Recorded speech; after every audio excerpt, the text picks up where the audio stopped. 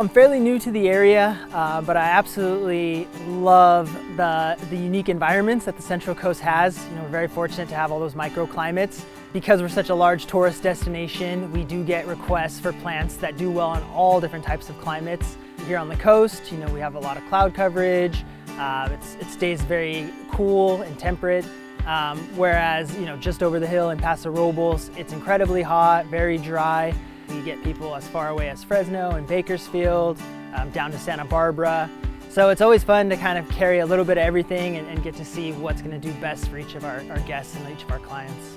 We have a great team here. They monitor every single plant that comes in, make sure that it has everything that it needs to be happy.